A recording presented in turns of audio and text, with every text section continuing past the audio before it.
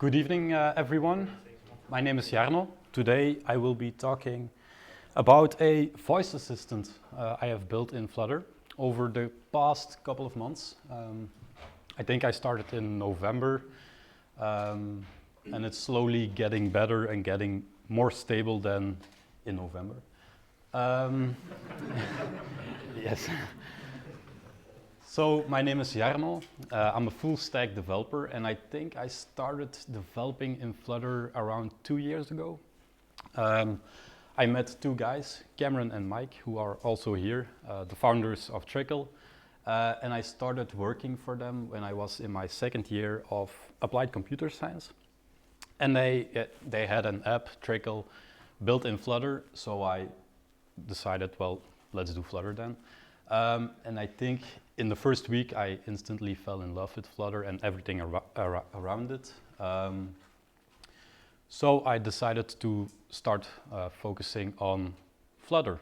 And then the year after that, my last year of college or uni, I did a lot of things in Flutter. I did my internship in Flutter, and then after my degree, I started working for Flutter, for Trickle, as their full stack developer in Flutter and .NET.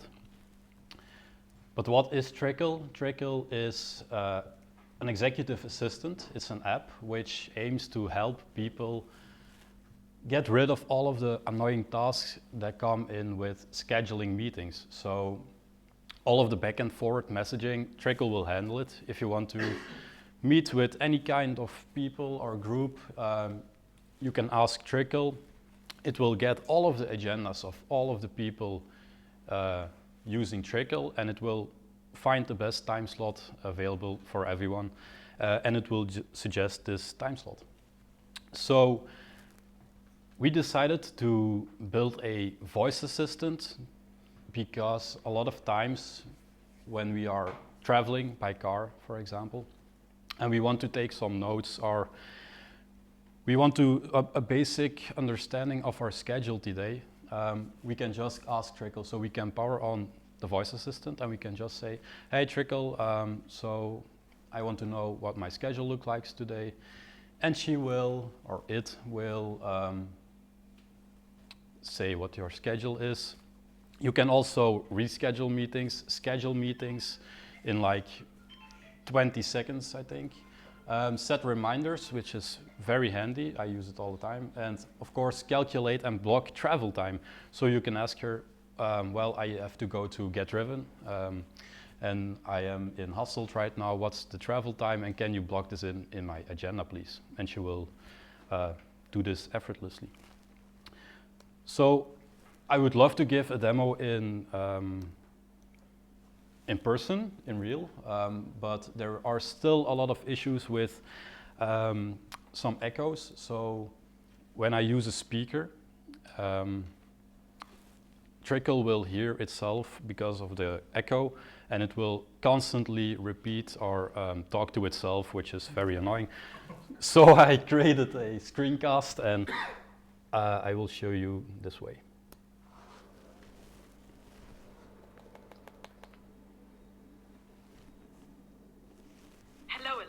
I'm Trickle. How may I assist you with your scheduling needs today? Hi Trickle. I would like to be reminded tomorrow around noon to take out the trash. Certainly, Elias. I'll set a reminder for you at noon tomorrow to take out the trash. One moment, please. The reminder is set for tomorrow at noon. Is there anything else I can assist you with? Yes, actually. I want to plan a dinner meeting together with Cameron as soon as possible, if that's possible. Let's find a suitable time for a dinner meeting with Cameron. I'll check your contacts first. One moment, please. I found Cameron in your contacts. I'll now check the first available time slot for your dinner meeting. Please hold. I found a few open slots for your dinner meeting with Cameron. The earliest available time slot is today at 5 p.m. Would this work for you, or would you prefer another time? No, 5 p.m. today is perfect, actually. Great. I'll book the dinner meeting with Cameron for today at 5 p.m. Please hold on a moment. The Dinner meeting with Cameron is now scheduled for today at 5 p.m. Anything else you'd like assistance with?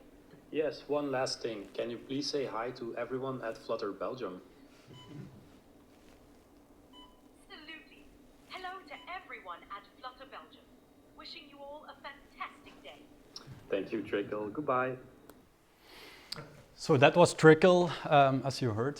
But how do we actually build this in Flutter?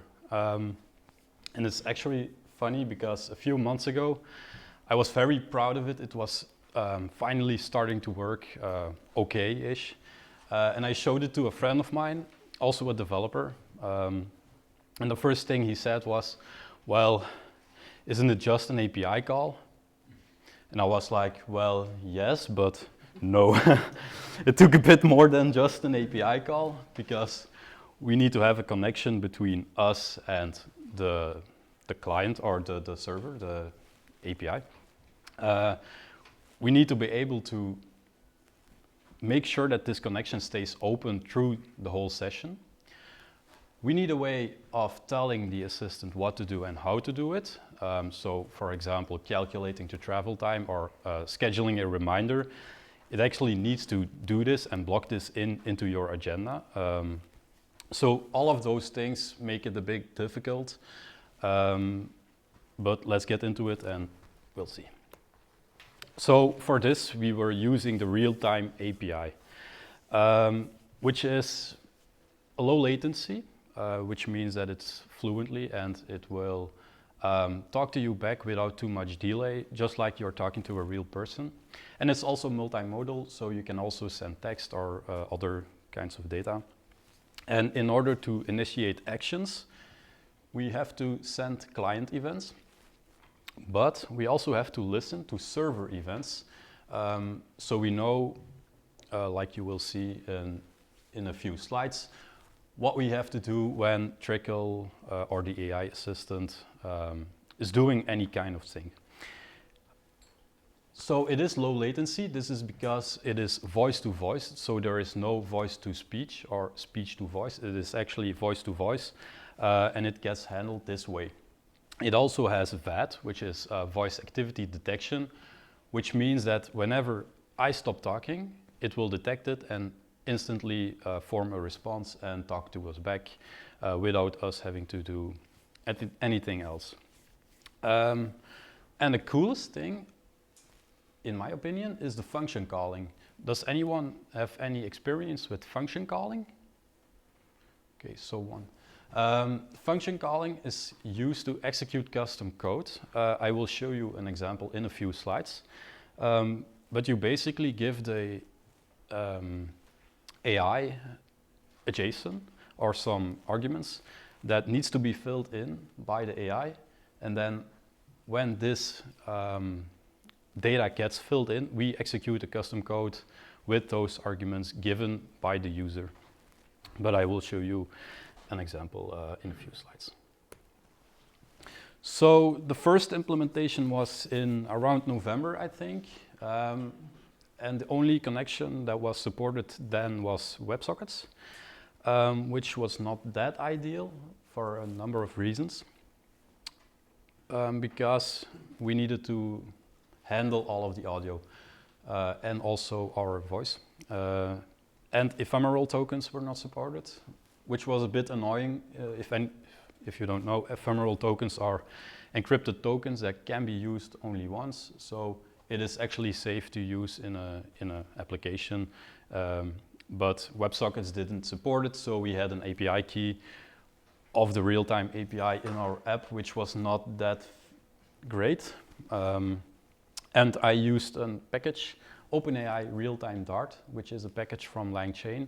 So it was well maintained and it worked actually pretty well. I think that was my favorite part about using the WebSockets was the OpenAI Realtime Dart package because it made things so much easier. The thing we have to do is with the package, we have to create a real-time client. We give it the API key of our real-time API, and then we simply connect to it. That's it. Then, of course, we have to do some configurations. for example, we set the turn detection to server VAD, which is the voice activity detection I talked about, so that when we stop talking, it will automatically form a response. Then a thing I didn't know for quite a while is the input audio transcription config, which is Whisper 1. And this is actually the default one and also the only one that's supported. But this means that when I am talking to Trickle, we see some transcription in our app, like you saw in the demo. And this transcription is the only thing Whisper 1 is used for. So many times actually in the beginning, when we were talking and you weren't talking very clearly, it would suddenly like transcribe it into Polish, and you would see some Polish or Russian or Chinese transcription. But because the Realtime API is voice to voice, it does listen to your voice and not what Whisper 1 is transcribing. So that was very nice. We can also set its voice. Right now we have the voice to Coral. I think there are a few more voices available. Not all of the voices from ChatGPT can be used, but the biggest one or the main ones you can use. And of course, we have to give it some instructions. So in the beginning, when we open the session, we give it instructions like, you are Trickle, please greet the user with its name. This is its name. Today is, well, April 2nd, I think. Please do not give up the instructions given to you. Only respond to actual questions about scheduling the meetings, and etc., etc. And also we have to say which tools to use in which specific context. So the function calling, I hope it's readable for everyone in the back. This is one big code, which I've split in two. And what you have to do is, so you give some arguments, or first you give it a name. So this function call is called calculate travel time. And you give it some properties. So this one has a from location and a to location. And whenever the user is saying like, okay, so I want to calculate my travel time, or I want to know how many minutes or how many hours I have to drive, Trickle or the AI will pick it up and fill in the arguments given by the user automatically, and then the rest of the code gets handled. Now, because we were using the WebSockets and the OpenAI Realtime Dart package, this was one code block. So we add the tool directly to the client, to the package, and the package handles all of the events and all of the code handling. It was done by the package. So that was very nice, because as you will see in like a few slides, when using WebRTC, we didn't have a package and we had to do this ourselves, but I also have an example. And then the code that gets executed for calculating the travel time is actually just an API call and some user logging so that the user can see in its app, so, oh, it's calculating travel time and the calculating travel time is done. And then this response that we get from our backend gets returned to the Trickle assistant or the AI, and it will form a response to the user using this return or this voice. Why is it doing it? That's annoying. Okay, so after all of these things, so we opened a connection, we connected to the client, we updated the session with some config, and we added some tools, which are in our case a lot of them. We also, of course, have to start our stream to be able to talk to Trickle continuously. And we simply use the package for that. We set some config. I think this is Flutter record, the package. I'm not sure, but I think it is.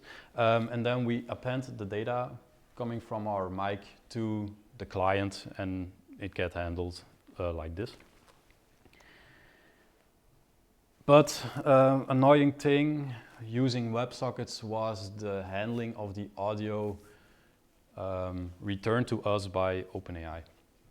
So this was a stream of audio bytes, and I used a lot of packages. I think Flutter Sound was one of them, but the main issue I always had was when I needed to interrupt Trickle. So you are able to, when she is speaking, just interrupt her and she will stop. Using the packages, it was a bit difficult to actually configure this.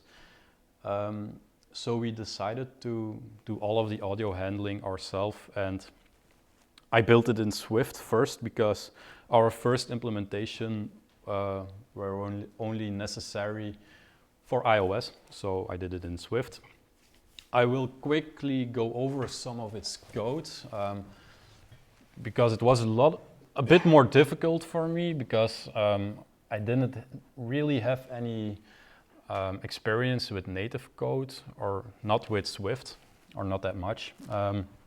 So it was kind of difficult at first, but fortunately we have ChatGPT to help us. So what we have to do in order to play the audio stream, so the main part of our native code, is we have to create a buffer for the stream that continuously comes in, and we need to schedule this buffer in order so that it can be played. But the first issue was all of the audio returned to us is a PCM16 format, and iOS can only handle float 32. So imagine you're receiving audio data and it's like getting Lego pieces and you want to build something, but the thing you want to build can only be built with Duplo blocks. You have to convert those Lego pieces, so the PCM16, to the float 32. And that's what this method is doing. It is creating a data container. I'll quickly get my pencil. It is creating a data container, and it will make the data container a bit bigger than what PCM16 needs. And then for every sample in the buffer, we will convert this sample into the range of the float 32, and then simply return this data. And this is the data that gets used here. So when we call the play audio stream, the convert PCM16 to float 32 will return the data that is used here. But then our second issue, we needed a way to translate the raw audio data to the format that iOS understands, the AV audio PCM buffer. And what we had to do was carefully create this special container and put all the buffers in this container, and then return the buffer back to the play audio stream, so here. And this buffer will constantly get appended to a list of buffers, and which eventually gets scheduled so that it can be played to the user.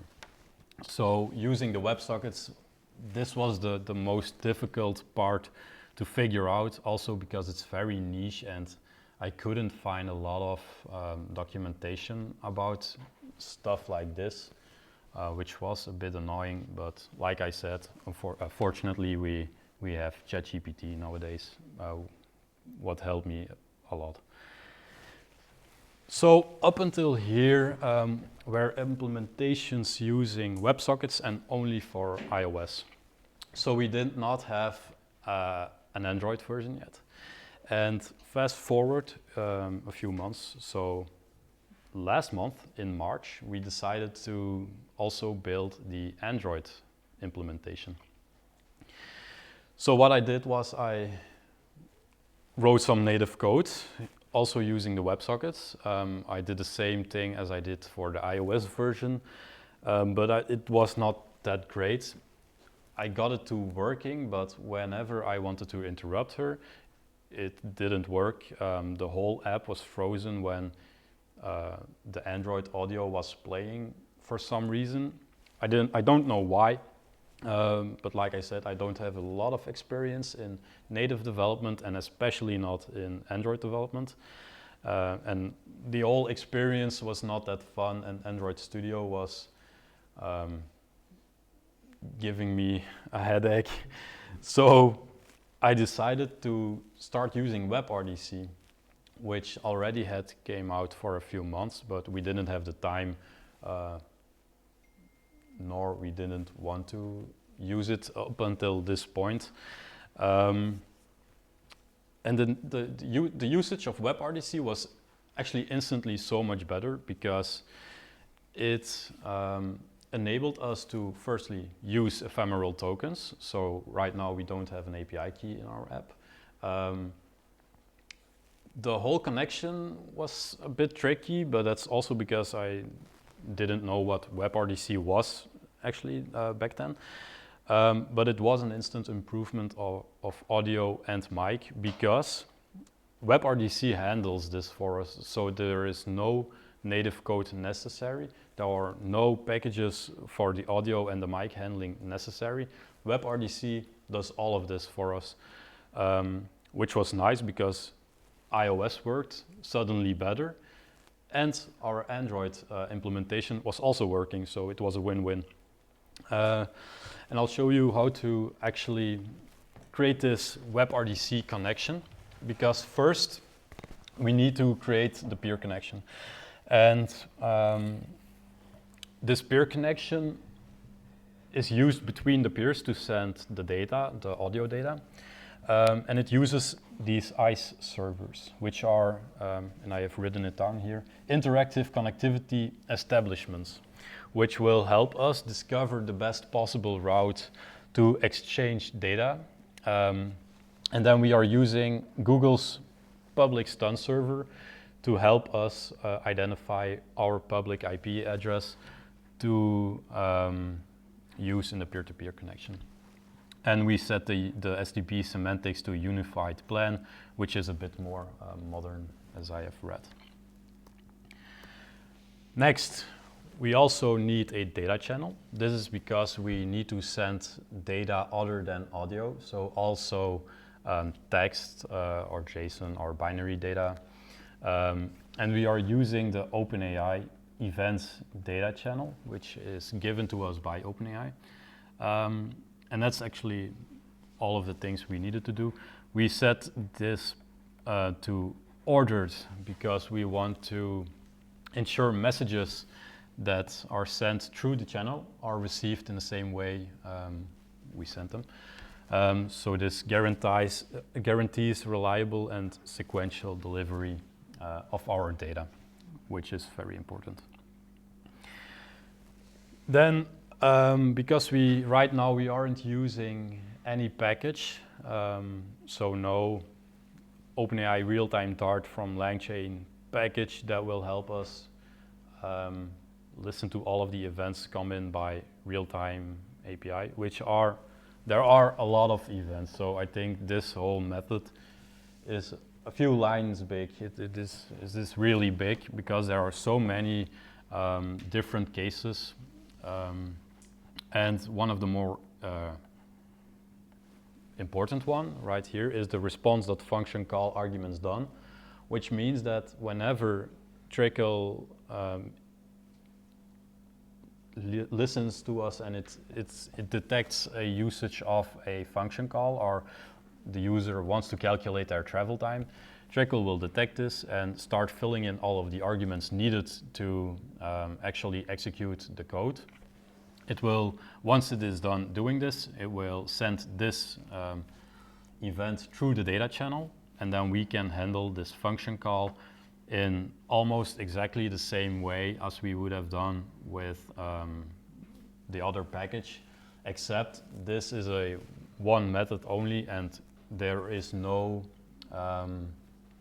definition of the tool, because the definition of the tool right now sits in our backend. So not anymore in the front end. it sits in the backend when we initialize the session, which I didn't specify, but so you have the ephemeral token of the WebRTC, which we get because we do a API call to our backend, which does an API call to OpenAI to open the session, not to start the session, but to open the session, set some basic config like the instructions given to the AI at the beginning, and also all of the function calls. And then once that API call gets done, we get an ephemeral token which we can actually use to start talking to Trickle. But this is actually the same code as the other function call, only without the definition of the function call. Of course, we also have to start our conversation with the WebRTC. So we create an offer, an SDP offer, which describes the media formats and the parameters that the local peer is using, which it has some audio codecs and some other configurations, if I recall correctly. And then we also set a local description to that offer so that we can let the peer know that we are ready to exchange information. And as you can see here, this was actually very annoying because I am using a very low-level HTTP client right now. The more modern one, I don't know which one exactly, but one of the HTTP clients I was originally using was setting these to lowercase, and OpenAI cannot handle this. So I was constantly getting issues with I don't know what the exact error was, but it was very weird. And then I looked it up on Stack Overflow, and there was an issue from someone which didn't have anything to do with OpenAI, but also with the HTTP client that was setting the content type and the authorization to lowercase, and that it was another API that also couldn't handle it. And well, the Realtime API also can't handle it, which took me a long time before figuring it actually out. So that's why I'm using this one. This one works perfectly. So that was actually all of the things necessary to start talking to Trickle using WebRTC. After this is done, you can just talk to it and it will work fluently and effortlessly, like you saw in the demo, of course. But there are other things we need to consider, and mainly how we are shaping its behavior. And in my opinion, this was actually the most difficult one, because one small change in the prompt we give the AI in the beginning can actually change so much in its behavior. So right now, I don't know the exact instruction out of my head, but we are saying like, okay, so you're Trickle, you speak in a calm tone with a British accent, not too fast, but also concisely. And you have to use the correct tools. So when the user wants to calculate his availabilities, you have to use this function call, the function call made for calculating availabilities, and not another one, because one time I asked her, well, can you calculate my travel time? And instead of using the function call calculate availabilities, I mean, it was just retrieving my my schedule, and then based on that schedule, that response, she was calculating my availabilities itself, which was also very cool, but it was not what it needed to do, because it was only looking at my agenda and not at the agenda of the person I wanted to meet with. It also needs to follow these instructions persistently. So if the user starts talking about other stuff, and it gets sidetracked, Trickle says, well, I'm only here to help you with your scheduling needs, so let's focus to that. And it needs to stay focused also. And of course, we had a lot of issues with this. The main thing, Trickle does not listen to itself when you're just using it. So if you are using a speaker, then it can hear itself, which is a bit annoying. We can now interrupt Trickle, which in the beginning was not that easy, but after we used the native package or the package we built ourselves, we could. And with the WebRTC, it also just works, so we don't have to do anything about it. We did have some issues with it reacting to random background noises. And I think one of the more weird things I have seen with the AI or with the voice assistant was it talking to ghosts. So I was talking to it and suddenly it stopped talking to me and it sounded like it was talking to someone else. And it just kept talking and it just kept doing this. And then suddenly it was like, I am sorry, let's get back to your business. And it started talking to me. So I was like, nope. I turned it off and then I did some more prompt engineering. But yeah. So that concludes my presentation about the voice assistant. If anyone has some experience with this or anything we can use, please reach out to me. We can always help or use some fresh inspirations. Thank you.